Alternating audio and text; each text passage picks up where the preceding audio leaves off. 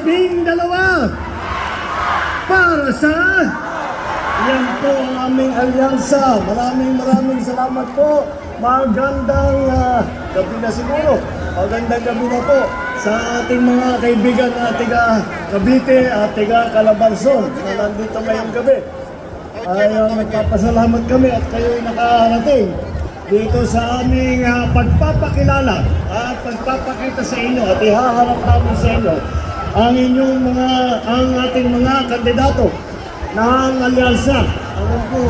Alam po ninyo, yan po talaga ang aming yan po ang aming iniisip upang makatulong po sa ating mga kababayan.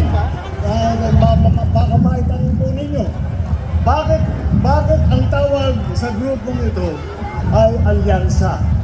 Alyansa po dahil pinagsama-sama natin po ang mga pinakamagagaling, ang lahat ng mga pinakamahusay, lahat ng pinakamahabang karanasan at malalim ang dunong sa pagsiservisyo publiko. Kaya po, kung kadalasan po, ang ating mga pagka napunta po kayo sa kampanya, makita po ninyo, lahat po ng nakaupo rito sa entablado, pare-pareho po ang suot na t-shirt. Ngunit kayo, kung titignan niyo po kami, iba-iba yung t-shirt, iba-iba yung kulay namin. Dahil hindi mo namin masyadong inintindi kung ano ang kanilang naging partido, ang kanilang naging political party. Basta tanggunitan lang namin sino ba ang sa ating palagay ay ang malaki maitutulong sa taong bayan. Sino ba sa lahat ng ating mga kilala ay handa na magkapit-bisig sa kanilang kapwa senador, sa kanilang kapwa mga congressman, sa mga local government official? Sino ba ang mga kilala na marunong magpatakbo ng ating lehislatura? Ang marunong na sumulat ng mga magagandang batas. Yan po ang aming napili. Yan po ay ang naging alyansa. Ito pong alyansa. Ito yung kaibahan po nito ng pagsasama na ito. Ang kaibahan po ito ay may panindigan po.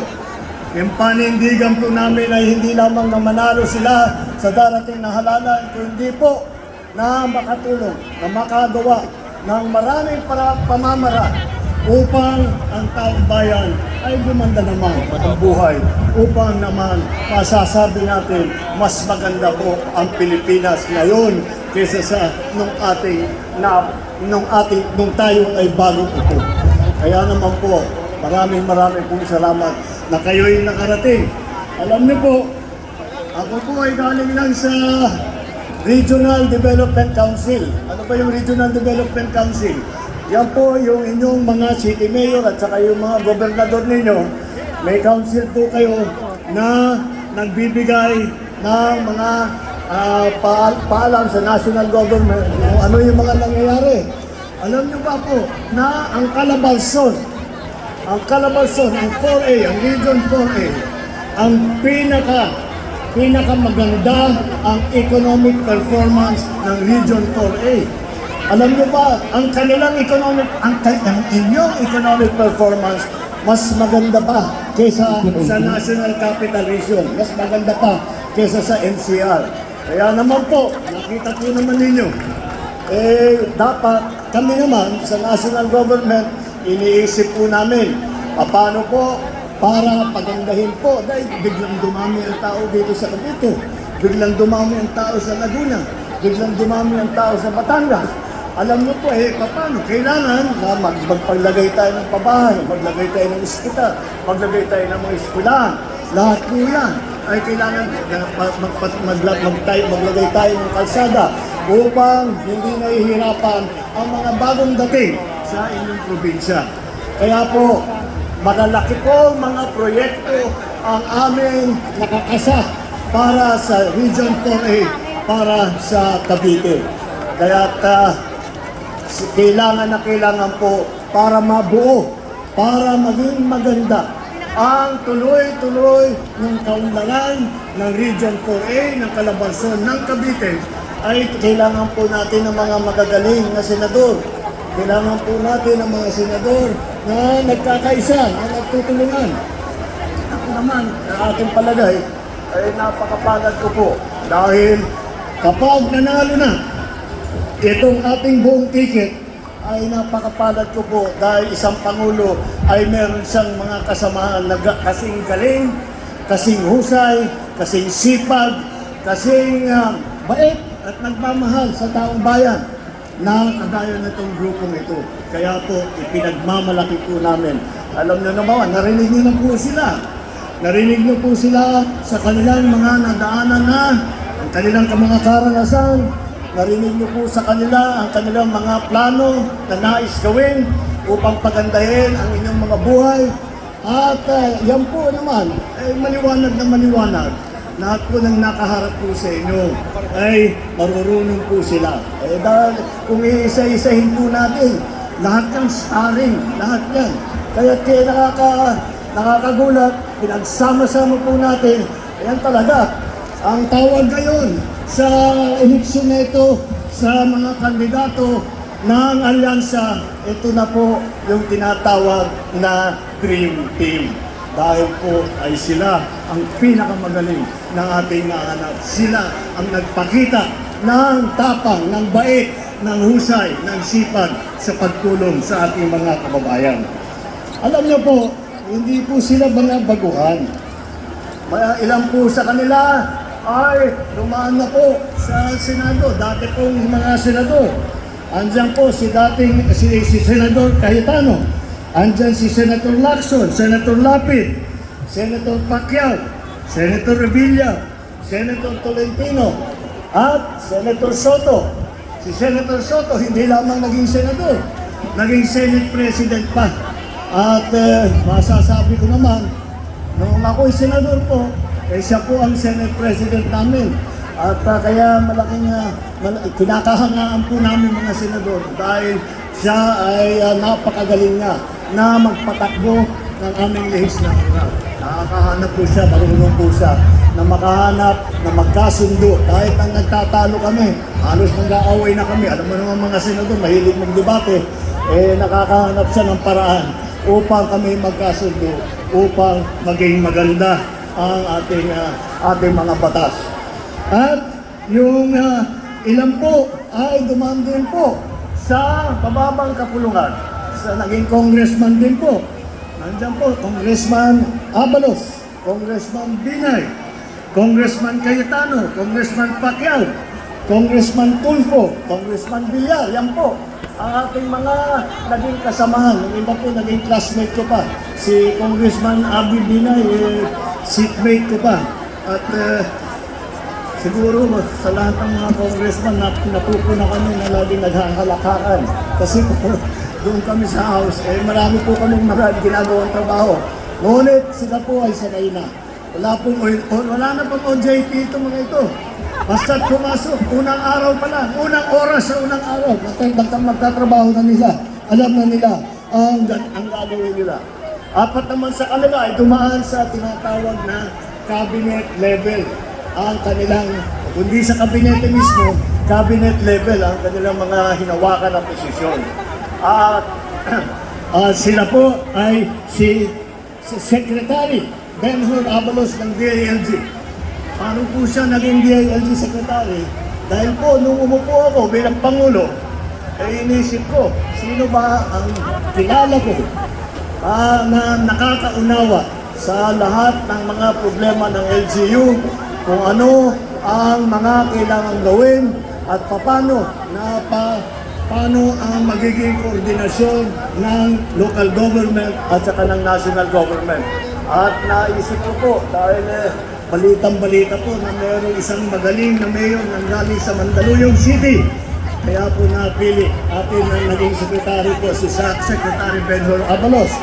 Ang isa pang naging sekretary, Secretary Erwin Tulfo, siya po ang DSWD na ang pumaalala ninyo ay siyang napakasipag. Dahil nga naman, nung naghahanap ako ng DSWD Secretary, ako, sino ba ang kilala ko na ang buong buhay ay wala na lang ginagawa kundi tumulong sa mga maliliit kundi tumulong sa mga api, kundi tumulong sa mga nangangailangan ng tulong. Ay maliwanag naman at kaya ko po linagay bilang kalihim ng DSWD si Secretary Erwin Tulfo. Ang isa pa naging secretary level na opisyal ay ang Cavite. Siya naman ay Secretary Tolentino ng MMDA. Ang MMDA po, Metro Manila po yan. Ngunit, nung hawak po ni Chairman Tolentino yan, ay kahit nasa labas ng Metro Manila, ay marami pa rin siyang natutulungan. Lalo po kong kinikwento ito na nung kami ay nasa pagkatapos po ng Yolanda at kami nasa Leyte at nag-aantay at naghalos mamakaawa kami para matulungan kami ng national government. Ang una pong nakarating sa amin at may dalang mga heavy equipment ay nagulat lang po kami. Bigla na lang po si Tol, ando na. Sabi ko, nung ginagawa mo rito, ay dala ko yung mga heavy equipment dahil balita ko na meron kayo, may pangangailangan kayo. Kaya po, siya nasa MMDA, ngunit hindi lamang Metro Manila, kung hindi lahat ng mga nangangailangan basta't kaya ng matulungan ay tinutulungan niya. Ang isa pa po na senador natin na cabinet level ang nahawakan ay si Senator Lacson na naging Presidential Assistant for Rehabilitation and Recovery. Yung pong opisina yun ay ginawa po yun para tulungan ang mga naging biktima ng Yolanda. Pagkatapos pagdaan po ng bagyo, ng napakalaking bagyong Yolanda, ay siya po ang namahala upang magtayo uli ng bahay, upang maglagay ng mga water system, upang mailipat ang ating mga kababayan na naging biktima ng Yolanda. Ngunit si Senator Lacson, hindi lamang po yan. Siya po, nakita naman po ninyo, siya rin po ay naging Chief PNP. Hepe siya ng buong pulis ng buong Pilipinas. Hindi baka maalala po ninyo, nung una siyang umpo, anong ginawa ni Chief PNP, Lacson? Bago ko po siya bilang hepe ng PNP, ay tinitingnan niya yung kanyang mga pulis at yung mga malalaking dyan na walang ginagawa, naka-standby lang, ay pinapatakbo niya para yung mga pulis doon makita na talagang andang-handa magtrabaho. Bukod pa ron, kung panahon ni Senator Lacson bilang hepe ng chief ng PNP, mula nung panahon na yon, yung pinakamataas na approval rating ang nakuha ng PNP sa buong kasaysayan ng PNP. Hanggang ngayon po, hindi pa natin natapatan yung ganung klase. Alam naman po nila na ang government sa lahat po ng iba't ibang opisina, mula po sa local government, mula po sa cabinet level government, mula po sa lahat ng sektor ng pamahalaan, ay sila po ay sanay. Kaya naman po malakas ang loob namin na sila ang iharap namin po sa inyo. Meron din po tayo mga local government official. Andyan po ang mga naging gobernador. Palagay ko, alam naman mo kung sino ito. Unang-una, naging governor ng napakalaking lalawigan ng Pampanga. Sinong may alam? Governor Lito Lapid. Kayo naman, ang bira. Hanggang dapat maalala ninyo dahil nakita po ninyo kung puntahan ninyo yung Pampanga. Para pong Cavite, napakabilis ang pagpaganda. At yan po ay sinimulaan ng ating buti gobernador. At dito naman po sa Cavite, sino ang naging governor ninyo na tumatakbo ngayon bilang senador? Sorry, hindi ka yata kilala eh. Governor Bong Revilla.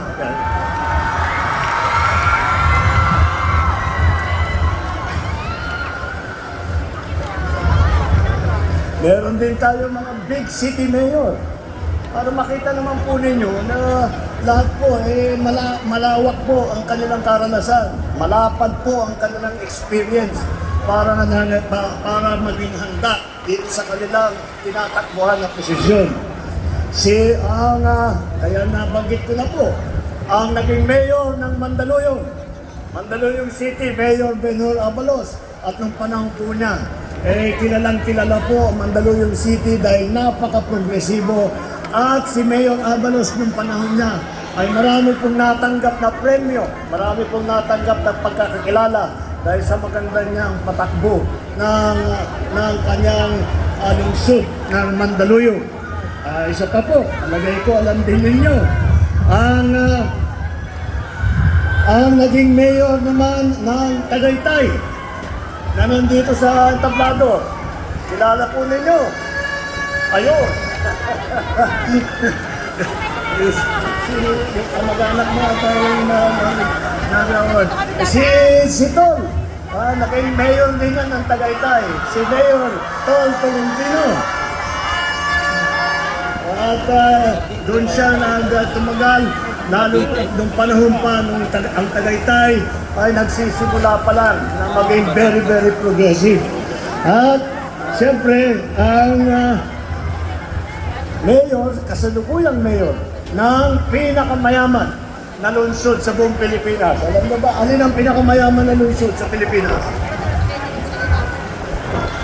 Makati po. Makati City, the richest city in Manila. Ang mayor po, si Mayor Abby Binay. Alam niyo naman po, sa pagka naiisip natin, pinakamayaman siya na lungsod, sasabihin natin, siguro, madali ang trabaho ng mayor dyan dahil marami siyang pondo. Hindi siya naghihirap sa pondo. Totoo nga naman. Ngunit, alam niyo po ang ginawa ng ating butihing mayor ay ang kanyang ginawa, lahat na maipamigay niyang libre sa kanyang mga constituent ay ginawa po niya. Ang dami po na benepisyo ang pinamimigay ng City Government of Makati dahil po sa ating Mayor Abby Binay. At kung pag-uusapan naman ang mga kababaihan, hindi po tayo may iwanan dahil nandito naman po ang ating mga magigiting na mga magre-represent sa ating mga kababaihan. At ang ating mga kandidato na babae ay hindi po pangkaraniwan po. Sila po ay siguro sila na yung pinakamatapang, sila na yung pinakamasipag na nakita ko. Kaya naman po maaasahan ninyo dito sa ticket na ito, kapag nahalal, ay hindi po mawawala ang boses ng kababaihan. Dapat palalakasin natin ang boses ng kababaihan at ang makakatiyak po kayo na ang karapatan ng mga kababaihan ay pagtatanggol. At dito po sa akin, kadalasan po, pag nagsasalita ako tungkol dito sa ating mga kandidato, ay pinagmamalaki ko kung saan po silang nanggaling. Ngunit, kung titignan po natin, sinulo na yata ng Cavite itong alyansa na tatlo ang Caviteño na tumatakbo bilang senador sa alyansa. Meron pang one half. Dahil po, si Mayor Binay nakapangasawa po ng taga-Cavite rin. Kaya kailangan naman siguro, dapat din may magre-representa rin po sa mga galing po sa iba't ibang lugar. Meron din po tayo niyan. Andiyan po, siyempre, yung ating minamahal na champion, ang ating champion na si Manny Pacquiao. Si Manny Pacquiao ay galing sa Bukidnon, sa Sarangani at sa Jensen. Ito pong si Erwin Tulfo, ay laking Davao po ito at tumagal din siya sa Sulu. Kaya dahil po ay doon na destino ang kanyang ama. Sumama po siya sa kanyang ama at doon na destino ang ama po niya ay naging bayani ng ating bansa.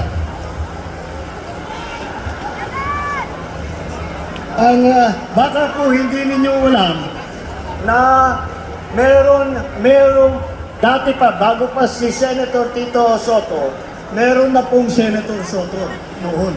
At ang unang Senator Soto po ay sa Cebu naman nang galing. Kaya naman, alam natin, makikita ninyo na nanggaling sa iba't ibang bahagi ng ating minamahal na Pilipinas ang ating mga kababayan, ang ating mga kandidato. Ay wala po dito ngayon, pero si Camille Villar, siya po, ang mga ninuno niya ay galing po sa Iloilo, at mga Ilonggo naman.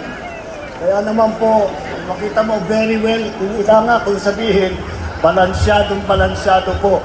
Balansyado sa kanilang kaalaman, balansyado sa kanilang tinutugunan na problema sa iba't ibang lugar ng buong Pilipinas.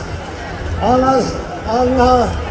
rin talaga ng ating alyansa, ang direksyon talaga na tinutunguan itong ating alyansa ay ang pagpaganda ng Pilipinas, ang pagpapaganda ng buhay ng bawat Pilipino. Ang habol po natin ay ang kaunlaran, hindi po ang pag-away-away, hindi po ang pang-aabi. Ang kailangan po natin sa pag-uunlad, hindi po pananakit o paninigaw. At ang kailangan po natin ay solusyon, hindi mga maiinit at maanghang na salita na wala namang kabuluhan, wala namang kinalaman sa serbisyo publiko. Ang mga kandidato ng alyansa ay kasama natin sa pagtataguyod ng interes at kapakanan ng bawat isang Pilipino. Ipaglalaban po natin ang ating soberanyo at yan ay gagawin natin sa pamamagitan ng magandang pag-uusap sa pagka-diplomatiko at sa pakita ng dignidad ng mga Pilipino. Hindi natin isusuko ni isang pulgada ng ating teritoryo. Hindi tayo kailangan sumunod sa kahit sino mang dayuhan. Tayo po ay may ganap na karapatan at dapat makinabang sa yaman sa ating sariling bayan. Sa laban naman kontra sa krimen, kontra sa droga, wala po sa amin ang naniniwala na ang solusyon ay pumatay ng libo-libong Pilipino. Ang dapat po dyan, para masolusyonan po yan, ang ating magsulat ng magagandang batas, ang ating pagsuporta sa mga pulis, ang ating pagsuporta sa ating mga local government officials upang magawa nila ng mabuti ang trabaho nila. At pagdating naman po sa ekonomiya, ito po ang pinakamahalaga na ating ginagawa ngayon dahil tayo ay bumabawi pa lang tayo ngayon sa pandemya. Kaya kailangan na bigyan natin ng pansin ang ating ekonomiya. Para sa trabaho, huwag naman natin puntahan, huwag na natin balik-balikan. Hindi natin kailangan ang mga illegal na industriya kagaya ng mga pogo na naging pugat lang naman ng krimen at karahasan. Kaya po ay binanla po natin yan. At ang tunay na solusyon ay para sa trabaho at sa kabuhayan at suporta sa maliliit sa mga nangangailangan. Yan po ang tunay at tamang solusyon sa mga problemang yan. Magkaisa po tayo sa pagpili ng ating mga leader na tapat sa kanilang tungkulin. Buo ang panindigan at handang maglingkod para sa mga mas maginhawa ang ating mga kabuhayan. Ito po ang ating alyansa. Ito po ang ating hinaharap sa inyo. Ito po ang magdadala sa atin ng kaunlaran. Ito po ang magdadala sa atin ng pagkakaisa. Ito po ang alyansa para sa bagong Pilipinas. Tanang Pilipinas, Ferdinand R.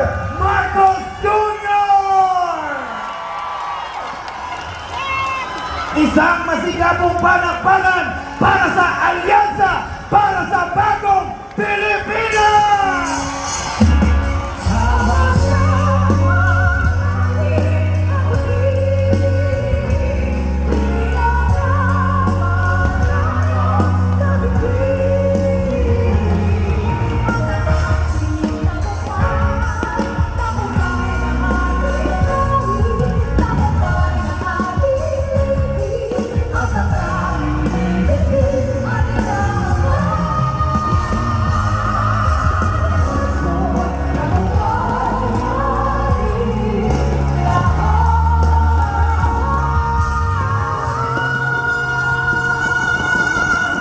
Mga kapitenyo, buksan ang ilaw ng mga cellphone at buong puso nating iwagayway ang bandila ng Pilipinas!